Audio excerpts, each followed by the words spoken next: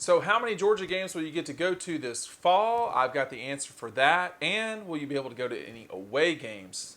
I'm going to answer all those questions for you right now. Dean Legge from Dog Post, making you a smarter Georgia fan. As you know, we're in the middle of a pandemic. Coronavirus COVID-19 has taken over the sports world.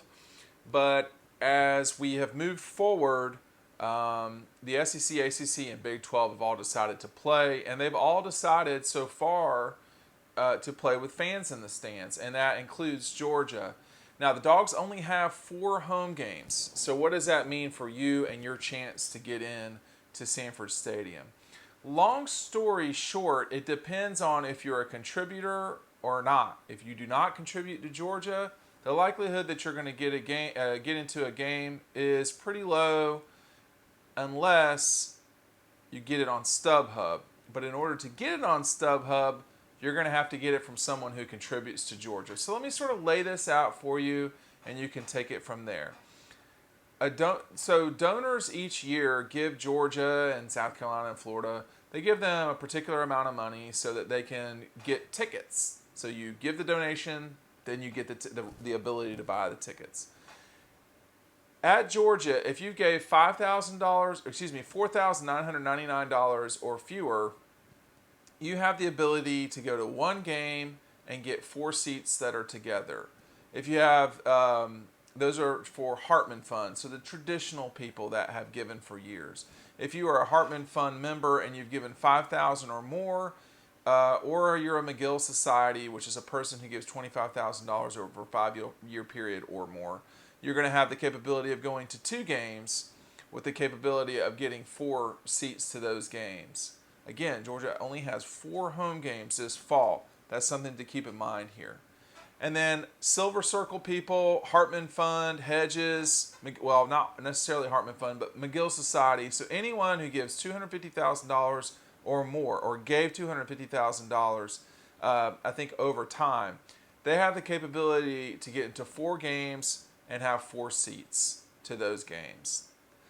That's the opportunity. That's not a guarantee that each of those people who gives will get into those games. Again, only 4 home games. I'm going off the top of my head here, but Auburn, Tennessee, Vanderbilt, and Mississippi State. So because Georgia's the home team against the Gators in Jacksonville, they lose that home game.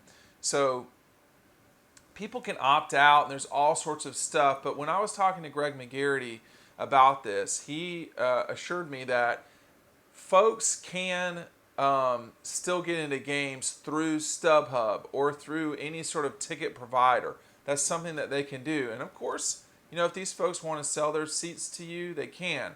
The other thing to remember about all these all these tickets is that they are not truly tickets. They are digital admissions. So there will not be paper tickets this year. That's the first time that I can remember my entire time that that's been the case. Now, you're wondering, what about road games? Well, it sounds like each SEC school will get 500 tickets, and Georgia is not going to sell those tickets. Those are going to be used by the family of players, etc. They still don't know about, so you can go to the Alabama game, but you're going to be buying them from an Alabama booster. And on top of that, let's say Georgia-Auburn is the game you really want to go to.